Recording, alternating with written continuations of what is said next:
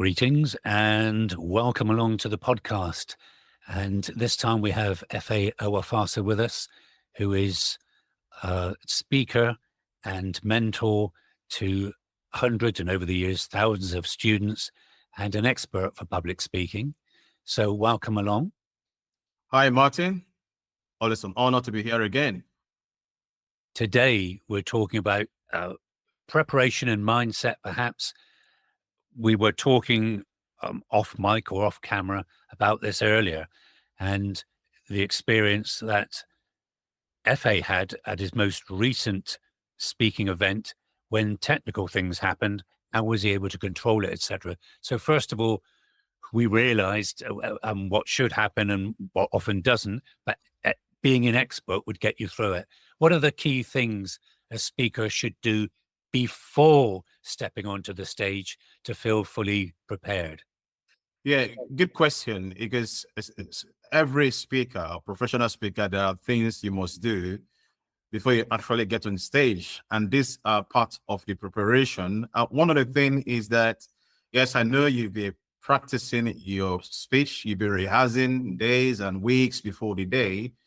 The actual day of your presentation or speech, one of the things you must do is to arrive at least an hour early. The reason for that, you want to go on the hall or the venue, the stage where you're going to deliver your talk. You want to touch the mic. You want to make sure the mics, the sound are working well.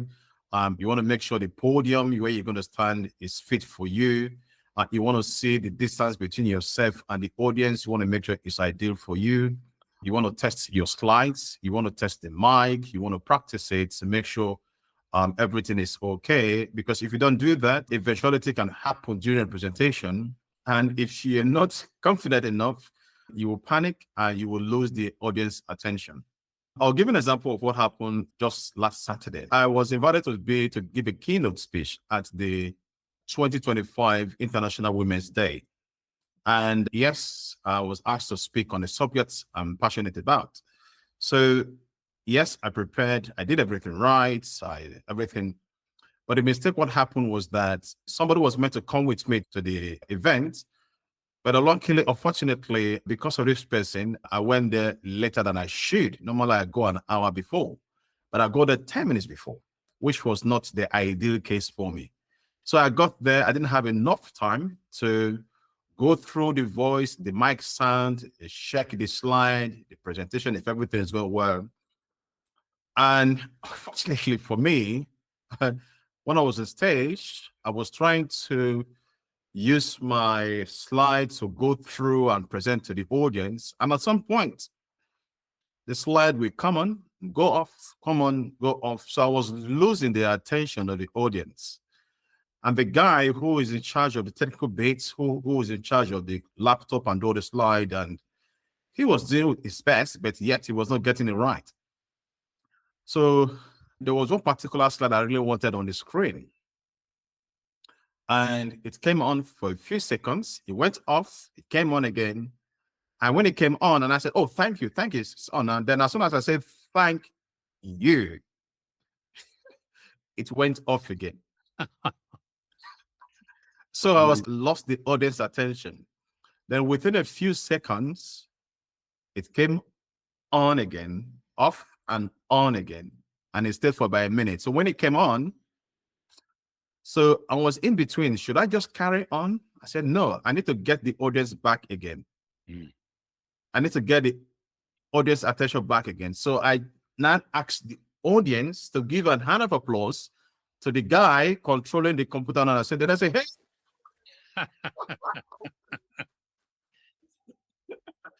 So that strategy helped me to get the audience engaged and back with me again. And I was able to proceed from there. So those are little things I think might happen. So how do you balance rehearsing your speech while still keeping it natural and engaging, especially in situations like this? Yeah, I think good question, Martyn. What really helped me, because at some point during my presentation, the event I told you about, the PowerPoint completely stopped working. Fortunately, lucky for me was that I prepared before the event. I rehearsed, the whole presentation in my head before the actual event. Before you go on stage, even if you're going to rely on your PowerPoint, your slide, your notes, it is very important you rehearse your presentation in front of a mirror. You stand and visualize yourself in front of the audience and just give the talk while you're practicing, preparing before the time. Then for me, after I do that, I rehearse every bit. The point A, point B, the story, the illustration I want to give, I rehearse them ahead of time so that I can understand them right there. So that if, just in case anything happened, like what happened last Saturday, I can just carry on.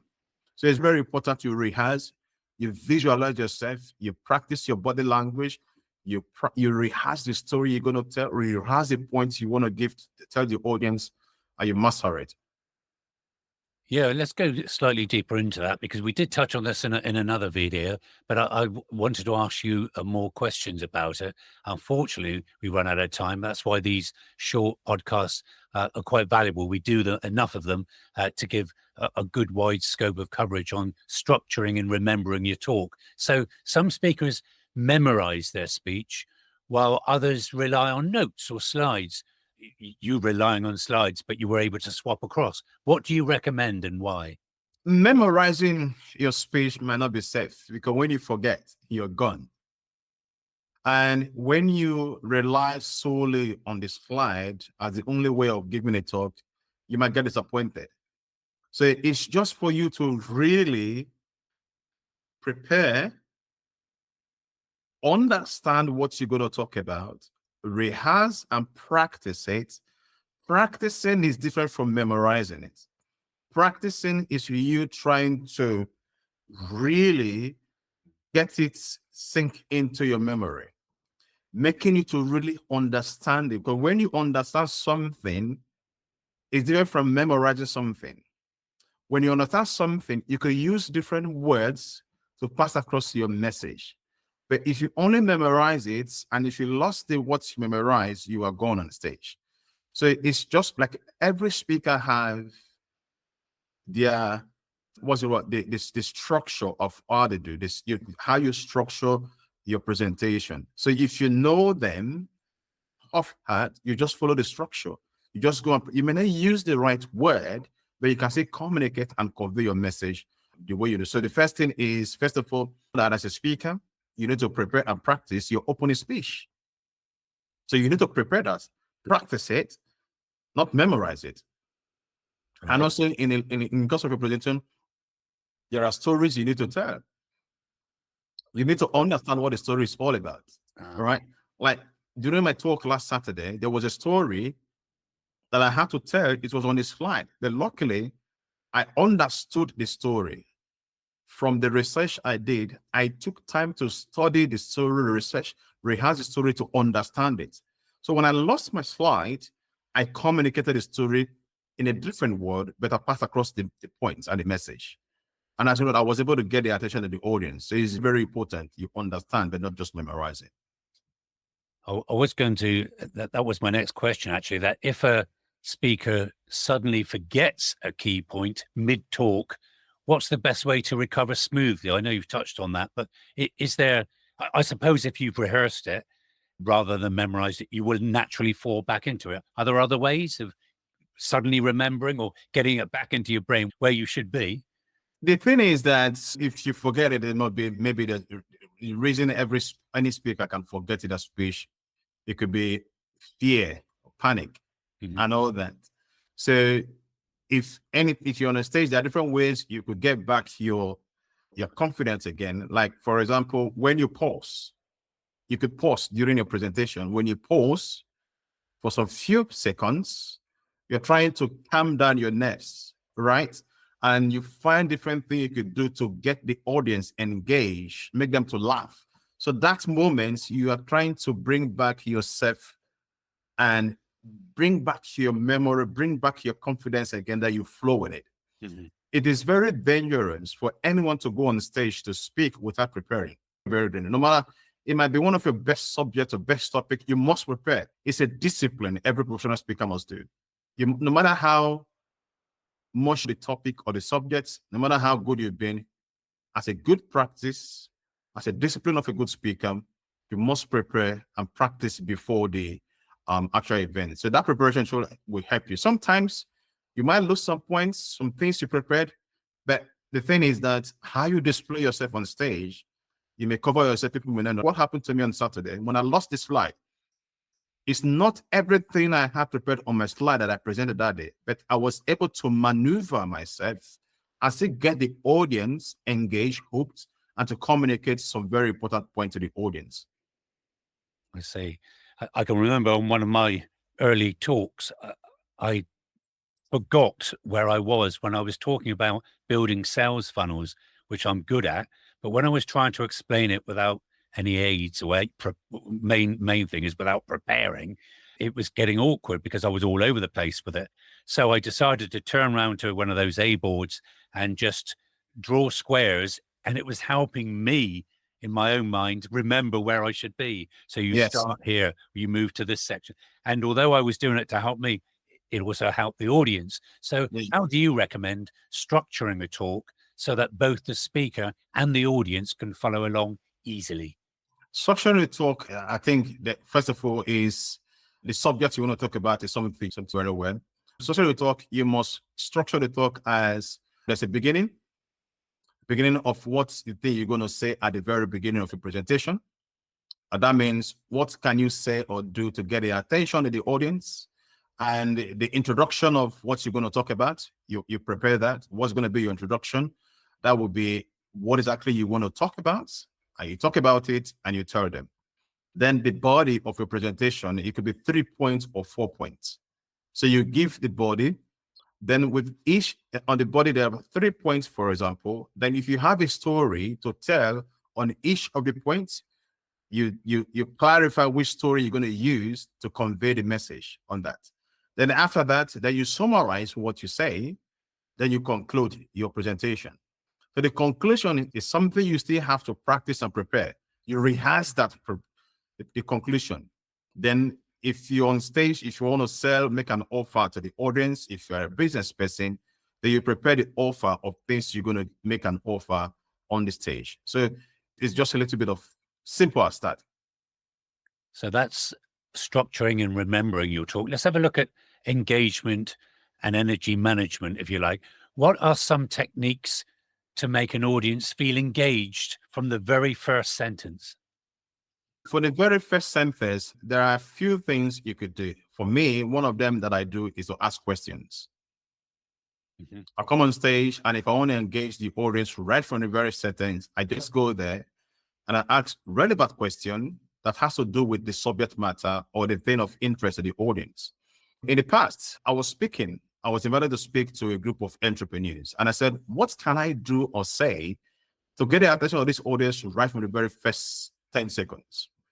So I prepared a question, and the question has to do with what the audience craves to know or do.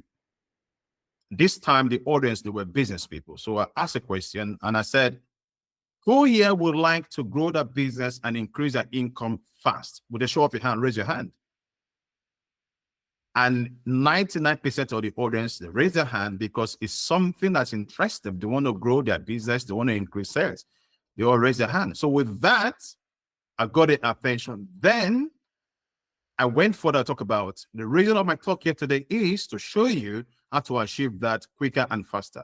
So they get hooked. Very intentional. So ask question, tell story as well. When you tell story, get the attention of audience quickly.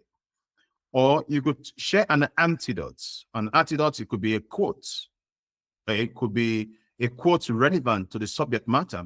This international woman, the one I started with was with a quote, an antidote of a woman who, because on the day I was talking about inequality and fairness. So what I started telling a story of a woman who was facing injustice and corruption in Kenya, and how she mobilized women and get them together to stand up for their rights. So I told the story in a way that it was very captivating to the audience, and it relates to the subject of that day, of International Women's Day.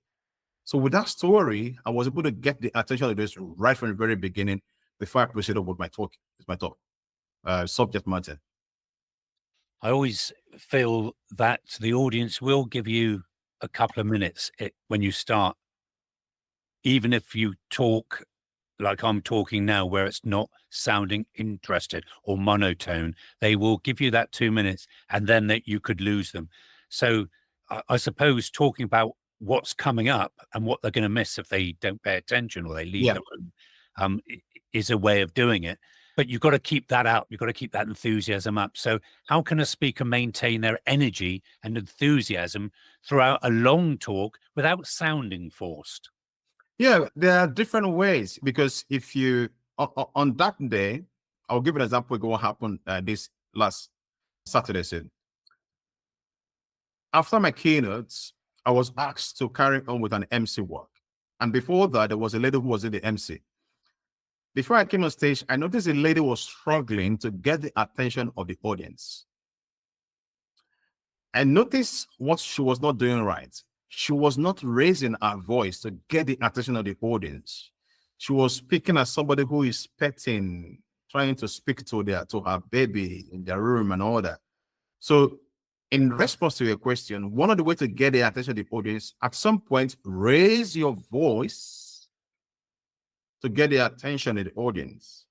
At some point, slow down and pause. This variation of different techniques get the attention of the audience. I'll give an example again. On Saturday when I was talking, there was one particular table in the room. I noticed a couple of women. They were talking while I was talking. At some point, it was getting too much. And the audience, they were concerned that this lady was talking too much. So I noticed the attention of the audience were being drifted from me to the lady. So what I did, when I noticed that, I just kept quiet and I turned my attention looking at the lady on that desk. And everybody was looking at her, and she was wondering what was going on. Why? She was asked, I believe she was asking, why is Efe looking at me? So everybody was looking at her. I kept quiet. Everybody kept quiet. Then she smiled. When she smiled and looked at me, and I asked the audience, let's give her a hand of applause. So the audience said, hey, hey, give her an applause. Then I got her attention back. I got the audience attention back. Then I carried on. It's about being innovative, being creative, and being very confident to be in charge of what is going on in the audience, and you know what to do when anything arises. All right. Yeah. One of the best things, before I got on stage, one of the things I do, I go around, interact with the members of the audience before the event begin. I ask people, who are you? What do you do? Why are you here? All sort of things. And I get some a bit of information about people, right? Then during my talk, and I made reference to what somebody told me that was positive, not too personal or secretive. And I made reference to it, and I called the person's name during my presentation, and the person said, yes. I said, let's give a hand of applause to him. And that, I connected with the audience. I got the audience engaged, and this strategy makes you to get and win the attention of audience so that you can convey your message and deliver whatever you meant to deliver on that day. Yeah, and of course, wherever you are, every situation could be different. So it's adapting your skills to fit the situation. I like that. What role does, you spoke of this earlier, but what role does body language play in delivering a compelling presentation? It plays a very good role. It makes you connect with the audience. It makes you pass across your message. It makes you to be able to get the audience to engage with you as well. Body language is very important. Body language could be your hand gesticulation. It could be your eye contact. It could be when you move during your presentation, not just standing in one spot, moving from left to knowing when to stretch your finger. When you want to say, if you want to use your finger to communicate, you're very mindful of what you say. If you want to say something that has to do with force, you can apply your palm like this to say something force. So it's very important when to engage your body language, the eye contact, how you move your body and all that. And when you are describing something, if you need to move your body to pass across the message of what they're describing, it goes a long way to get the attention of the audience as well. So when you see people just wandering around the stage, they're not. They're doing it for a purpose.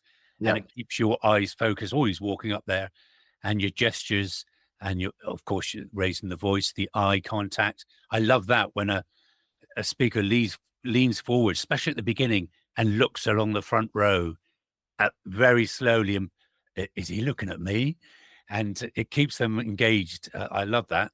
We've got to we've looked at handling the unexpected, and we've looked at engagement, structuring, and preparation. So as final thoughts, if someone only has 5 minutes to prepare before going on stage, what's the most effective way to use that 5 minutes?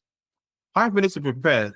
Look for 2 points to talk about. 2 points. If you have only 5 minutes to prepare and that's the only time you got to prepare, first of all, you want to ask yourself, is this something I can talk about? Is it my area of expertise? Yes. If you say yes, then you go look for 2 points you want to talk about and look for a story to tell, then get a conclusion. So have an opening, what you're going to say for the opening. When you get on there, look for 2 points about the subject matter you're going to talk about. Look for one story you're going to tell to buttress the points, and have a conclusion you're going to say. You can get it done.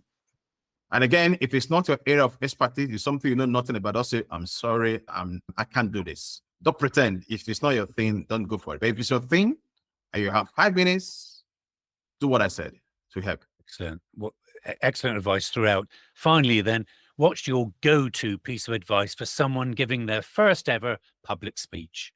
Just go there and mess up and learn. Just go there, mess up, do it anyhow. Make mistake, come back, don't kill yourself. Just go there, mess up, come back, evaluate yourself, what you did well, what you didn't well. Then most importantly, be hungry to go on the stage again for the second time. And if you keep going on stage, you will make a mistake, and you keep making mistake, and at some point you will perfect it and become an expert. Okay, then, is there anything you'd like to say to the viewers and listeners as a final thought? First of all, public speaking is a skill that every professional, everyone should desire to own, to master, because when you're able to communicate to yourself, express yourself to people, you can convey anything, you could sell anything, you could get promoted at your place of work, you could use public speaking to influence people, be an influencer, build your business, increase sales, and most especially share your wisdom and knowledge with the people and impact life positively. So go learn public speaking, get a public speaking coach, go to public speaking seminars, get some books on read, and develop your skills. Efe Ohwofasa, thank you very much for coming in again. Thank you very much, Martyn. Always good and honor to be here.